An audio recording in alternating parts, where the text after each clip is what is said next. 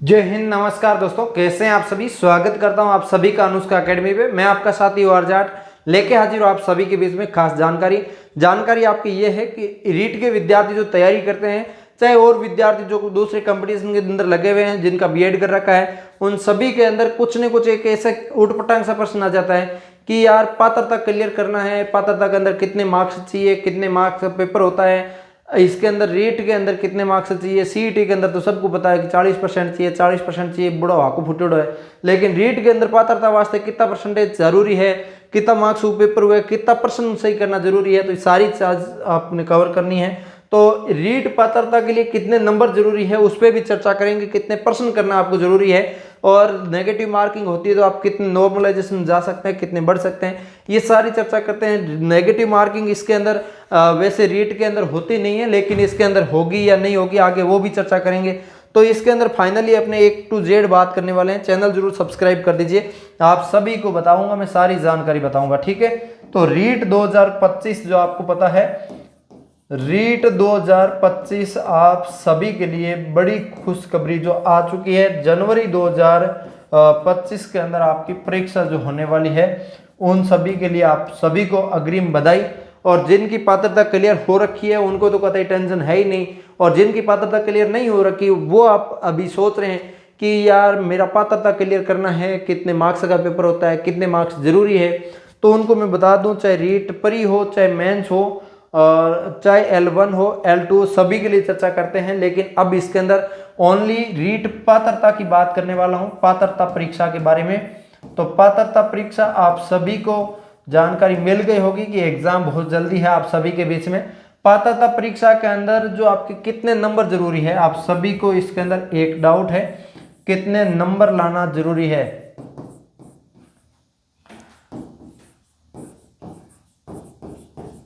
जरूरी है, ठीक है, ये कितने नंबर लाना आपको परीक्षा के अंदर जरूरी है। तो एक चीज का आपको पता होगा, एग्जाम आपके समय कितना मिलता है। एग्जाम आपका हो चाहे L1 का हो चाहे L2 का हो, इन दोनों के लिए आपको समय कितना मिलता है। समय आपको जो है 150 मिनट का जो आपको मिलता है, 150 मिनट के दो, बाकी आप अपने हिसाब से कितना बता सकते हो, सारी आपको पता ही है, ठीक है। और इसके अंदर बात करूं तो एक एक बात करने वाला हूं। इसके अंदर आपको चाहे रीट L1 हो चाहे रीट L2 हो, सब के लिए आपको ध्यान रखना है कि 150 क्या है, मार्क्स भी 150 है, और क्वेश्चन भी कितने हैं,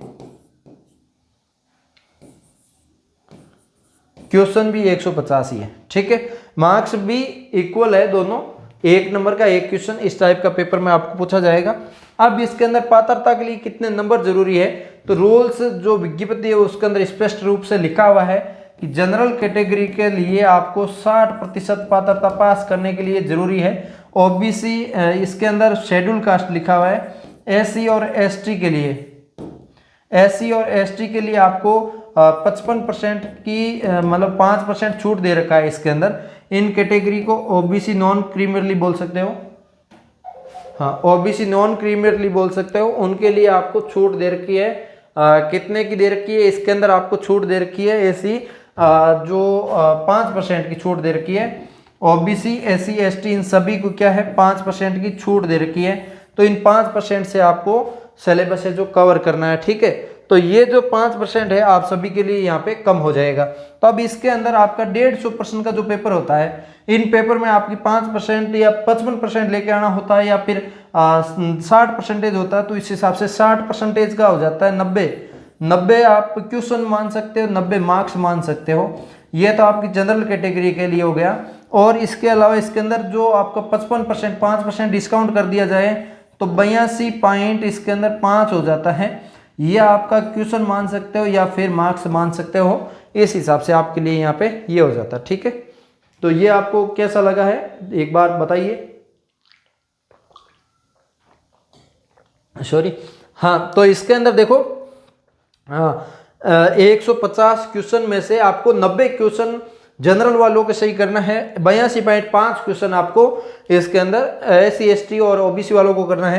पिछली बार जब पात्रता हुई थी उस टाइम आपके 82 वालों को सेलेक्ट माना था, सिर्फ 82 जिनके हो रखा उनको मान लिया था। उससे पहले फिर 83 वालों को माना था, 82.5 वालों को नहीं माना। तो ऐसे में 83 वालों को माना है, 82 वालों को नहीं माना, तो फिर ये आंदोलन करने शुरू कर दिए। इसके बाद इनको भी एलिजिबल किया था 82 तक भी। तो ये चीज़ें तो आप देख सकते हैं, आप सभी को पता है, ये जानकारी आपको मिल गई होगी। सॉरी 82.5 तक को एलिजिबल किया था, फिर पहले 83 वालों को किया था, फिर 82.5 वालों ने आंदोलन किया कि हमारे इतने हैं तो इतने क्यों नहीं कर रहे, तो उस हिसाब से इनको भी एलिजिबल कर दिया था और इसके बाद इनकी भी मार्कशीट जारी कर दी थी। ये सारी जानकारी मैंने आपको दी है।